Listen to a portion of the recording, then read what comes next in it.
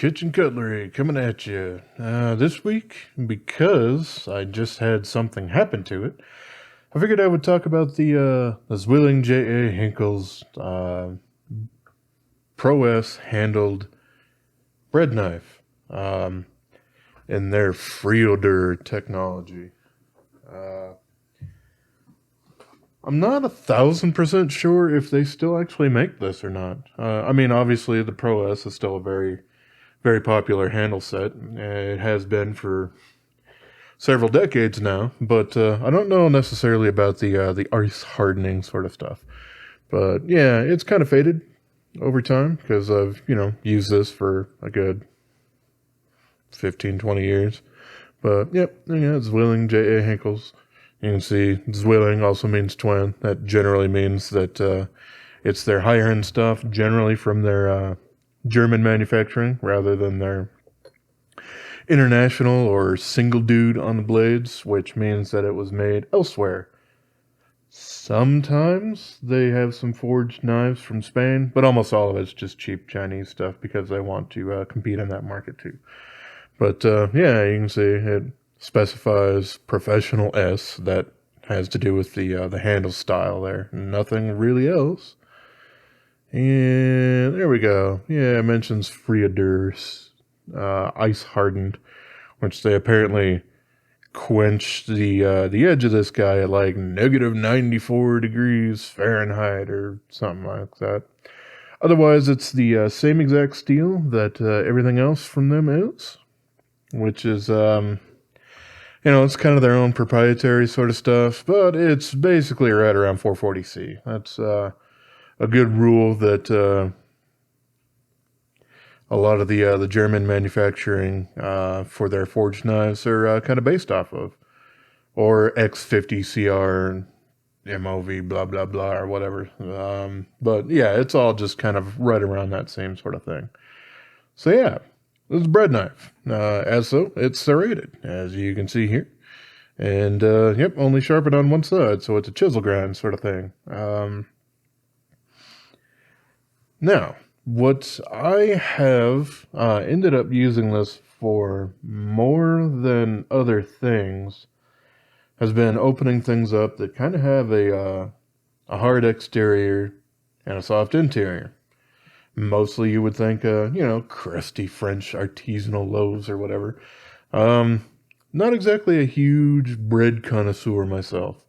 So this has, it's certainly served its purpose for bread here and there, but I use it a lot more for other things that it might be useful for. Watermelon absolutely comes to mind. I was using it for pineapples a bit, but now that I have a lot more decent chef's knives that have great edges on them, I don't necessarily need that for those. Butternut squash or other kind of squash, acorn squash, stuff like that, does a pretty darn good job because it's long enough that I can actually get it wedged in there and tap on the end to be able to kind of force and wedge it through there. Now, yeah, I have had this for a very long time, and you can see there's a couple of teeth that are, just slightly mangled from use. Like I said, I have used this for 15 or 20 years. What did bring it up, though, was the fact that, here you can kind of see a crack that's formed there. Now, it hasn't gone all the way through. There's no wiggle or anything like that. But it's also partly because, well, it is penned, and they are pretty well adhesed on the handles.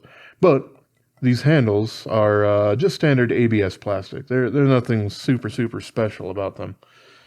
Now they're 4-star ones, the ones that you can't actually see the tang and they don't have rivets. It's just a smooth sort of thing. They use polypropylene on that, a little bit different plastic, a little bit, it's slightly softer, so, it won't have quite the option to have it crack, but they do mar up and everything, just a little bit more. But yeah, I mean, it's a bread knife. It's very well balanced right there at the bolster. This is a traditional Henckels, so yes, that bolster reaches all the way down. which, hey, on a bread knife, it's really not all that big of a deal. But yeah, you also really don't have full clearance there unless you're using a pinch grip, and even then, really not happening. So it's not all that bad here. It gets a lot worse on their chef's knives where they don't grind that off, and that makes it very difficult to keep a consistent edge when you're trying to sharpen it over the years. Which, hey, these knives aren't edge retention champions or anything like that. At least not in today's modern world. So you will be doing that a little bit. I do have to say that the edge on this thing, and you can actually see the kind of line where they've quenched it or whatnot. I do believe they have basically I don't know if it's more or less clay or it's some sort of insulating piece that they end up throwing over the top of it. That way they can heat it up again and then just quench the edge there. It's not all wavy like a like the hemon on a Japanese katana, wakizashi, tanto, all those sort of things. But same kind of idea there, where it's a little bit softer on the spine than it is right there at the blade edge. Something that I have noticed a little bit that you probably won't with bread, which is what it's designed for, but when you are cutting things like squash, watermelon, blah blah blah, what have you, sort of thing. Because it is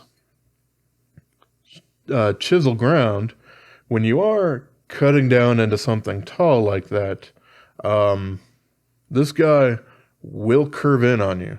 It's not going to like come out and slice your hand or anything crazy like that. But you will notice you actually have to fight it to get a perfectly perpendicular cut. Otherwise, it will kind of do a little curve through whatever you're cutting on there. And for me, I guess that doesn't really matter all that much because I'm mostly trying to break down something large into smaller bits anyway. So that doesn't bother me.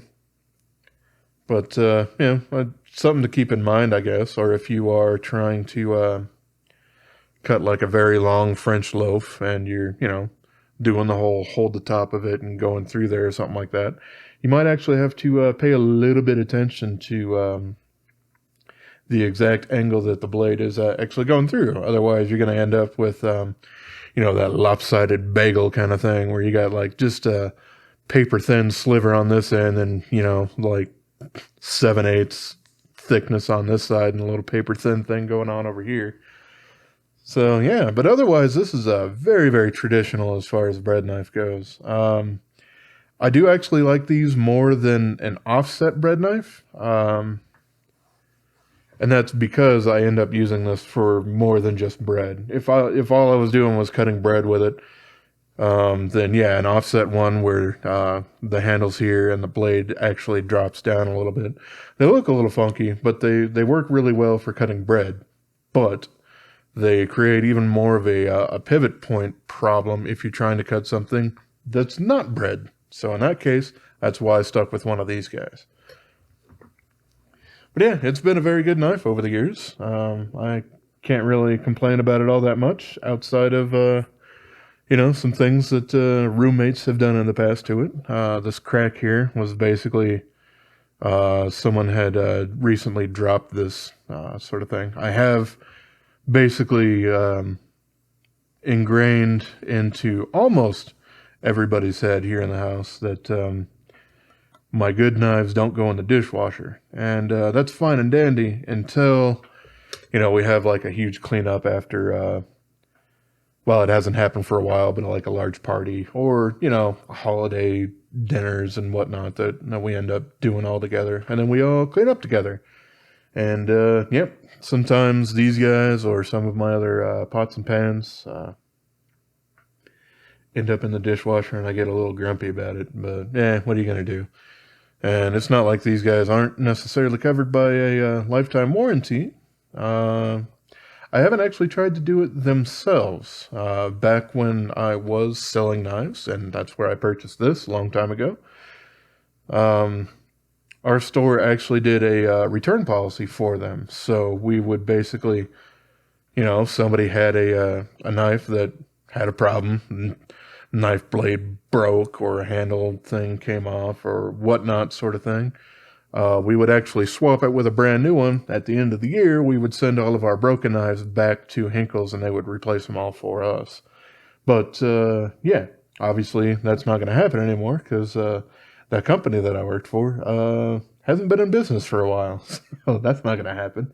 Um, you can send it in just to Henckels, but I don't honestly know all that much about their processes there. I don't know if they need proof of purchase or any of that sort of thing. For this guy, it'd actually be a little bit difficult to find that out these days because I purchased this with my manager's discount.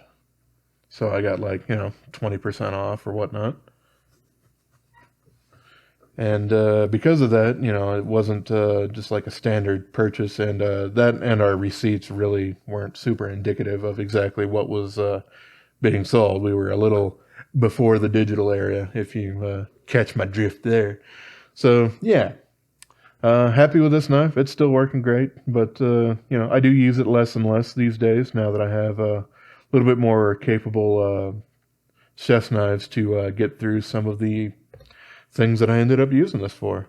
But yeah, that's what the reason that it kind of sparked that was because I just noticed the crack in the handle and was kind of looking it up and realized, oh, it is just ABS plastic. I thought that these guys were a little bit different, a little more like the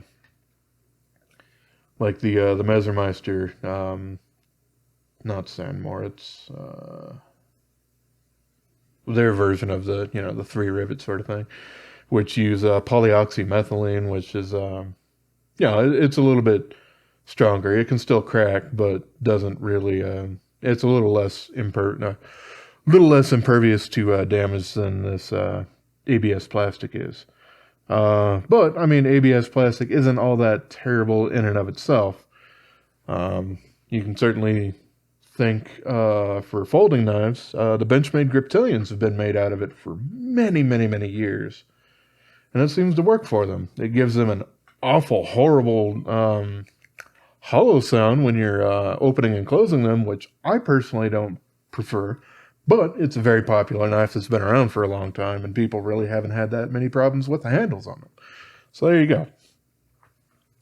Yep, that's the Henckels Pro S bread knife.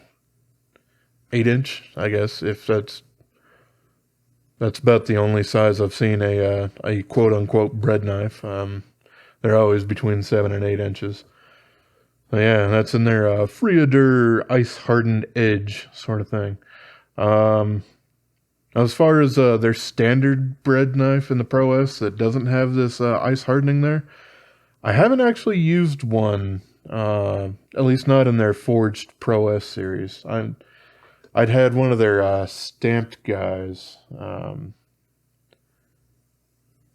which I don't remember the model of that, but it was basically same sort of thing, same kind of handle. It just was a stamped blade rather than forged like this, and lasted about the same amount of time. So it looks neat. It's a good marketing thing, and it probably helps a little bit with the teeth on the serrations if you're going through something that you probably shouldn't, like frozen stuff. Then it might help you out just a little bit. Yeah, it's about sorry about that, y'all. That's basically all I really got to say about this thing. It's been a nice trooper. Still deserves a place in my knife block. And if this guy here on the end actually does kind of fall off, I might get in touch with Henckels to see if I can't get a replacement or something like that. Because, yeah, I do like this knife. And I do plan on it continuing to serve me for another good couple of decades. So, all right, that's it. I'm done talking. I appreciate y'all for watching, though. As always, have yourself a wonderful rest of your day, yo.